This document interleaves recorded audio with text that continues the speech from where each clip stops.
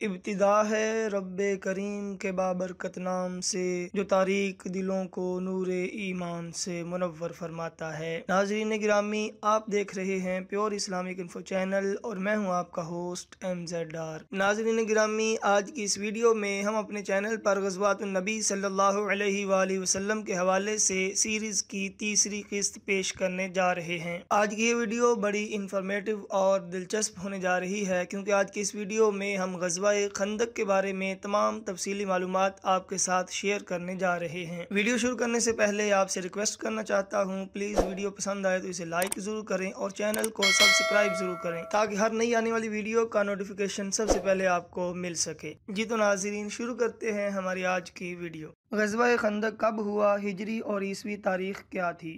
غزوہ خندق شوال اور ذی-قعدہ کے مہینے میں 5 ہجری کو ہوا، جبکہ اس وقت عیسوی تاریخ مارچ 627 عیسوی تھی۔ غزوہ خندق کا دوسرا نام کیا ہے؟ غزوہ خندق کا دوسرا نام غزوہ احزاب ہے۔ غزوہ خندق کو غزوہ خندق کیوں کہا جاتا ہے؟ چونکہ مسلمانوں نے اس غزوہ میں مدینہ سے باہر خندق کھود کر اپنا دفاع کیا تھا، اس وجہ سے اس غزوہ کو غزوہ خندق کہا جاتا ہے۔ غزوہ خندق کو غزوہ احزاب کیوں کہا جاتا ہے؟ احزاب حزب کی جمع ہے، جس کا مطلب ہے گروہ یا جماعت۔ چونکہ اس غزوہ میں عرب کے بہت سارے قبائل، گروہ اور جماعتیں مسلمانوں پر حملہ کرنے کے لیے اکٹھے ہو کر آئے تھے، اس وجہ سے اس غزوہ کا نام غزوہ احزاب پڑ گیا۔ غزوہ خندق کا ذکر قرآن پاک کی کس سورت میں ہے؟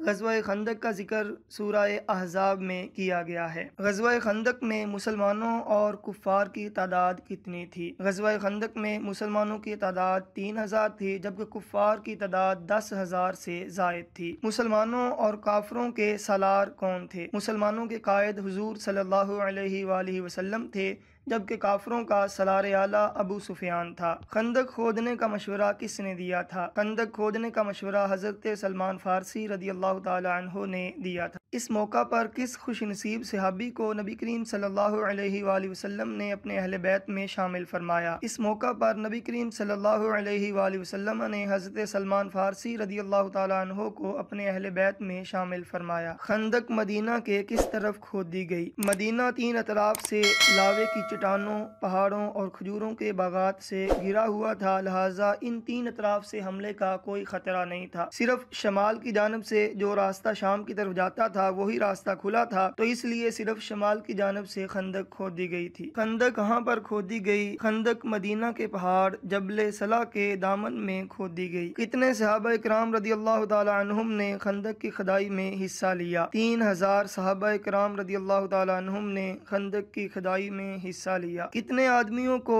کتنی جگہ پر خندق کھودنے کا کام سونپا گیا؟ 10 آدمیوں کو 10 گز خندق کھودنے کا کام سونپا گیا۔ خندق کی کھدائی کتنے دنوں میں مکمل ہوئی؟ خندق کی کھدائی 20 دنوں میں مکمل ہوئی۔ خندق کی لمبائی، چوڑائی اور گہرائی کتنی تھی؟ خندق کی لمبائی 3.5 میل تھی، جبکہ چوڑائی 10 گز اور گہرائی 5 گز تھی۔ غزوہ خندق کے اسباب کیا تھے؟ تجارتی راستوں کا مسلمانوں کے قبضے میں آنا۔ ہجرت کے بعد جب مسلمان مدینہ میں آ کر آباد ہو گئے تو شام کی طرف جانے والا تجارتی راستہ مسلمانوں کے قبضے میں آ گیا۔ اس کے بعد جوں جوں مسلمانوں کو فتوحات حاصل ہوتی گئیں اور دوسرے قبائل کے ساتھ مسلمانوں کے معاہدے ہوتے گئے، تو دوسرے بہت سارے تجارتی راستے بھی مسلمانوں کے قبضے میں آتے گئے، اور یہ بات قریش مکہ کے لیے مستقل درد سر بنی ہوئی تھی کہ ان کو اپنے تجارتی قافلوں کے بارے میں ہر وقت پریشانی لاحق رہتی تھی کہ کہیں مسلمان ان کو روک نہ لیں۔ اس وجہ سے وہ چاہتے تھے کہ کسی نہ کسی طرح سے مسلمانوں کو صفحہ ہستی سے مٹا دیا جائے۔ یہود کی سازشیں۔ بنو نذیر کی ریشہ دوانیوں کے سبب 4 ہجری میں نبی کریم صلی اللہ علیہ وآلہ وسلم نے انہیں جلا وطن کیا تو وہ خیبر میں جا کر آباد ہو گئے، لیکن مسلمانوں کو خوشحال اور امن و امان میں رہتا دیکھ کر ان کو چین نہ آیا، اور انہوں نے مسلمانوں کو صفحہ ہستی سے مٹانے کے لیے ایک بہت بڑی سازش تیار کی۔ اس سلسلے میں ان کے 20 سردار، جن میں سلام بن ابو الحقیق، حی بن اخطب اور کنانہ بن ربی وغیرہ شامل تھے، عرب کے مختلف قبائل جن میں قریش، قبیلہ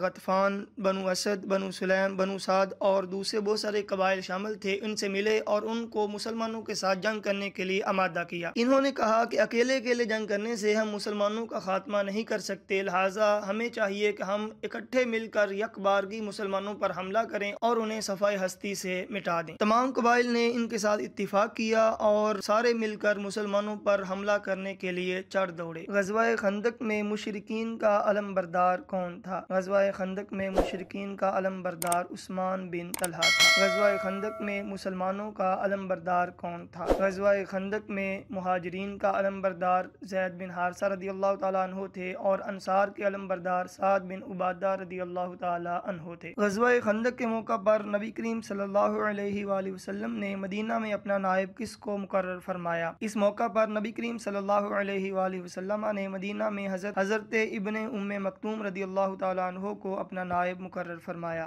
یہودیوں کے کس قبیلہ کے ساتھ مسلمانوں کا معاہدہ تھا اور ان کے سردار کا نام کیا تھا؟ یہودیوں کے قبیلہ بنو قریظہ کے ساتھ مسلمانوں کا معاہدہ تھا اور ان کے سردار کا نام کعب بن اسد تھا۔ بنو قریظہ کو معاہدہ توڑنے کے لیے کس نے راضی کیا؟ بنو نذیر کے سردار حی بن اخطب بنو قریظہ کے سردار کعب بن اسد کے پاس آیا اور اسے مسلمانوں کے ساتھ کیے ہوئے معاہدے کو توڑنے کا کہا، لیکن کعب بن اسد مسلسل انکار کرتا رہا کہ میں نے محمد صلی اللہ علیہ وآلہ وسلم میں عہد اور وفا کے علاوہ کچھ بھی نہیں پایا۔ جبکہ بنو نذیر کا سردار حی بن اخطب مسلسل اصرار کرتا رہا، اس نے کہا کہ یہ آخری موقع ہے کہ ہم مسلمانوں کو صفائے ہستی سے مٹا سکتے۔ آج میں فوجوں کا ایک جمع غفیر لے کر آیا ہوں جو مسلمانوں کو بالکل تہس نہس کر کے رکھ دیں گے اور تمہارا کوئی بھی نقصان نہیں ہوگا۔ لیکن کعب بن اسد کے مسلسل انکار پر بنو نذیر کے سردار حی بن اخطب نے کہا کہ میں اس کے لیے بطور ضمانت اپنے آپ کو تمہارے پاس رکھوانے کے لیے بھی تیار ہوں کہ اگر ہم مسلمانوں کا خاتمہ کرنے میں کامیاب ہو گئے تو ٹھیک ہے، اور اگر ہم اس میں کامیاب نہ ہو سکے تو میں بھی تمہارے ساتھ ہی یہیں پہ رہوں گا، پھر جو حشر تمہارا ہوگا میرا بھی وہی حشر ہوگا۔ اس طرح بالآخر کعب بن اسد مسلمانوں کے ساتھ بدعہدی کرنے کے لیے تیار ہو گیا۔ بنو قریظہ کے حملے کے پیش نظر نبی کریم صلی اللہ علیہ وآلہ وسلم نے کس صحابی کی سربراہی میں کتنے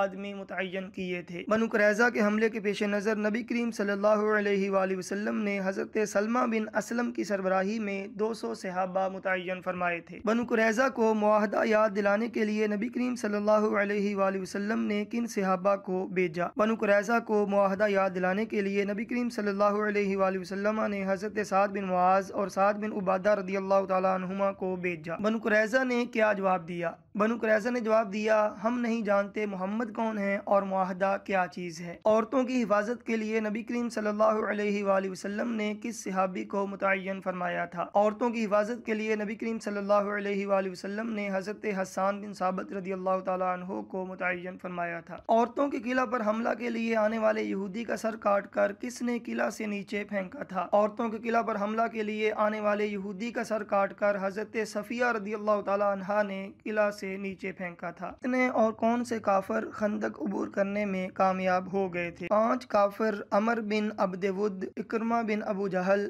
درار بن الخطاب، نوفل بن عبداللہ اور ابن ابی وہب خندق عبور کرنے میں کامیاب ہو گئے تھے۔ عمر بن عبد ود کو کتنے سواروں کے برابر مانا جاتا تھا؟ بہادری کے اعتبار سے عمر بن عبد ود کو 1000 سوار کے برابر مانا جاتا تھا۔ عمر بن عبد ود نے جب مسلمانوں کو مقابلے کے لیے للکارا تو کس نے اسے واصل جہنم کیا؟ حضرت علی رضی اللہ تعالیٰ عنہ نے آگے بڑھ کر عمر بن عبد ود کو واصل جہنم کیا۔ فرار ہوتے ہوئے کون سا کافر خندق میں گر گیا اور اسے کس نے قتل کیا؟ نوفل بن عبداللہ فرار ہوتے وقت خندق میں گر گیا اور حضرت علی رضی اللہ تعالیٰ عنہ نے اسے قتل کیا۔ نوفل بن عبداللہ کی لاش کے بدلے قریش نے کتنے ہزار درہم کی پیشکش کی؟ نوفل بن عبداللہ کی لاش لینے کے لیے قریش نے 10,000 درہم کی پیشکش کی، لیکن نبی کریم صلی اللہ علیہ وآلہ وسلم نے قیمت کے بغیر ہی لاش واپس کر دی۔ اس صحابی نے قریش اور یہود میں پھوٹ پیدا کر دی۔ حضرت نعیم بن مسعود اشجعی رضی اللہ تعالیٰ عنہ نے قریش اور یہود میں پھوٹ پیدا کر دی۔ اس کی تفصیل یہ ہے کہ نعیم بن مسعود اشجعی رضی اللہ تعالیٰ عنہ نے اسلام قبول کر لیا اور نبی کریم صلی اللہ علیہ وآلہ وسلم کے پاس آئے اور عرض کی کہ میرے لائق کوئی کام ہو تو مجھے بتائیں۔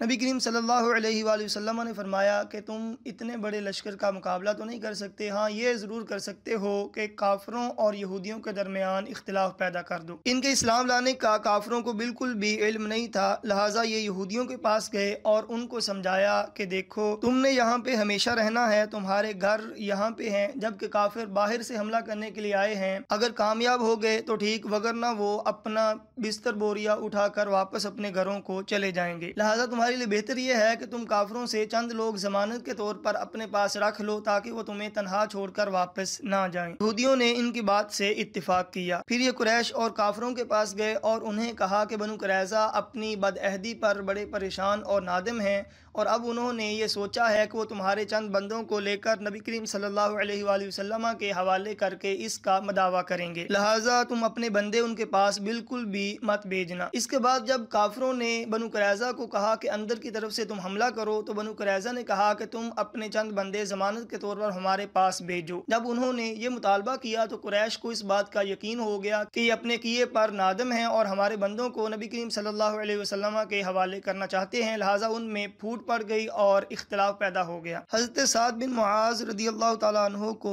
तीर किसने मारा था? हजरत साद बिन मुआज रदियल्लाहु ताला अन्हु को हब्बान बिन अल हारिका नामी काफिर ने तीर मारा था। ग़ज़वा खंदक में मुसलमानों का नारा क्या था? ग़ज़वा खंदक में मुसलमानों का नारा था हामीम ला युनसरून। ग़ज़वा खंदक में भूख की वजह से नबी करीम सल्लल्लाहु अलैहि वसल्लम ने शिकम मुबारक पर कितने पत्थर बांध रखे थे? ग़ज़वा खंदक में भूख की वजह से नबी करीम सल्लल्लाहु अलैहि वसल्लम ने बतन अतहर पर 2 पत्थर बांध रखे थे। ग़ज़वा खंदक में नबी करीम सल्लल्लाहु अलैहि वसल्लम की कितनी नमाजें कज़ा हुई? ग़ज़वा खंदक में नबी करीम सल्लल्लाहु अलैहि वसल्लम की 4 नमाजें कज़ा हुई। सहाबिया रज़ियल्लाहु ताला अन्हा ने ग़ज़वा खंदक में शिरकत की जो ज़ख्मियों की मरहम पट्टी कर रही थी। हज़रत रुफैदा रज़ियल्लाहु ताला अन्हा नामी सहाबिया ने ग़ज़वा खंदक में शिरकत की और वो ज़ख्मियों की मरहम पट्टी करती थी। तकरीबन कितने अरसे तक मुहासरा कायम रहा? तकरीबन 1 माह तक काफरों ने मदीना का मुहासरा किए रखा। काफरों ने मुहासरा ख़त्म क्यों किया? अल्लाह ताला ने मुशरिकीन पर तेज़ हवाओं का तूफान भेज दिया जिसने उनके खैमे उखेड़ दिए, हांडियाँ उलट गईं और उनके दिलों में रोब और खौफ डाल दिया तो वो वापस जाने पर मजबूर हो गए। ग़ज़वा खंदक में कितने मुसलमान शहीद हुए और कितने काफिर मारे गए? ग़ज़वा खंदक में 6 मुसलमान शहीद हुए और 3 या 10 मुशरिकीन मारे गए। ग़ज़वा खंदक के बाद किस सहाबी की वफात पर अर्श हिल गया? हज़रत साद बिन मुआज रदियल्लाहु ताला अन्हु की वफात पर अर्श हिल गया। हज़रत साद बिन मुआज रदियल्लाहु ताला अन्हु के जनाजे में कितने फरिश्तों ने शिरकत की? हज़रत साद बिन मुआज रदियल्लाहु ताला अन्हु के जनाजे में 70,000 फरिश्तों ने शिरकत की। ग़ज़वा खंदक से वापसी पर नबी करीम सल्लल्लाहु अलैहि वसल्लम ने क्या फरमाया? ग़ज़वा खंदक से वापसी पर नबी करीम सल्लल्लाहु अलैहि वसल्लम ने फरमाया, अब हम उन पर चढ़ाई करेंगे, वो हम पर चढ़ाई ना करेंगे। अब हमारा लश्कर उनकी तरफ जाएगा। ग़ज़वा खंदक के फौरी बाद कौन सा ग़ज़वा हुआ? ग़ज़वा खंदक के फौरी बाद ग़ज़वा बनु कुरैज़ा हुआ। नाज़रीन गिरामी, ये थी हमारी आज की वीडियो। अगर वीडियो पसंद आए तो प्लीज़ वीडियो को लाइक करें और चैनल को ज़रूर सब्सक्राइब करें। और अगर आपका कोई सवाल हो तो कमेंट में ज़रूर मेंशन करें, आपके सवाल का जवाब ज़रूर दिया जाएगा।